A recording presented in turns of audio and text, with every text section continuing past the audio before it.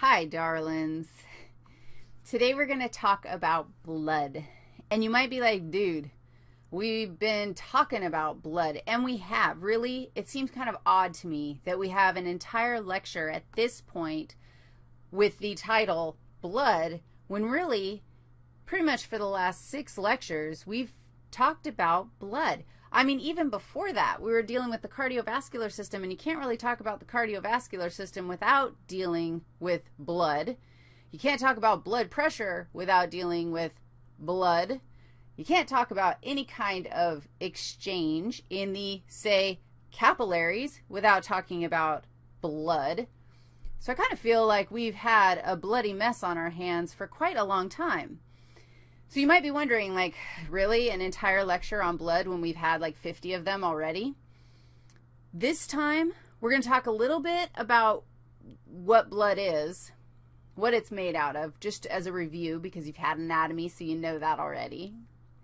But we're also going to look at one of the major jobs of blood, and that is clotting. So you can imagine it shouldn't be hard to convince you at this point that blood is actually kind of important. And if it is important, then if you are about to lose some, you should have a strategy in place to prevent massive blood loss, and that's clotting. So we're going to talk about the clotting process, and then we're going to introduce the role that blood plays in the immune system. Our next 2 lectures are on the immune system. And blood really is the home of the immune system. And so we're going to stay in bloody land basically for the next 3 lectures. So let's remind ourselves, before we do anything else, let's remind ourselves, what is this blood you speak of? We know, right, that you have about 5 liters of blood in our typical, 160-pound fella. That's equal to about 10.5 pints of blood. And I tell you that because if you donate blood, which I highly encourage you to do, they'll take a pint of your blood. And assuming you have the, I don't know what the smallest size limit, I feel like it's 110 pounds that you have to be in order to donate blood in the United States. But as long as you weigh 110 pounds or whatever the requirement is, then giving up 1 pint of blood is not going to do you in.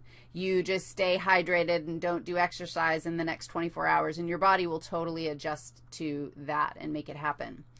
We already know what blood consists of. We know that blood, if we were, wow, that's kind of a wonky test tube. If we were to centrifuge blood, like take a bloody pile of blood, stick it in a test tube, because I'm sure that's what you do with your bloody piles of blood, and then centrifuge it down, like spin it really fast, all the red blood cells spin to the bottom. These are your red blood cells. And dude, we've been talking about red blood cells. We know exactly what those dog pounds do. They carry our oxygen around. They actually carry some carbon dioxide too. Red blood cells are awesome. We have this little buffy coat in the middle, and the buffy coat consists of platelets. That's what we're going to talk about today. And leukocytes, or white blood cells, and that's what we're going to talk about in the next 2 days. And then you've got all your plasma, and we've talked about plasma contains your proteins. It creates, the plasma proteins create osmotic pressure, which is what's driving a lot of fluid movements in your body. And the plasma contains other things like antibodies, which are involved in your immune system. So let's start out with taking a closer look at our friend that I'm going to circle in green, because green today is the color of it's a good day. Those little green platelets, that's who we're going to talk about first. Like, what are these things and why, what's their job, and why have we not talked about them yet? All right, platelets, let's talk about them.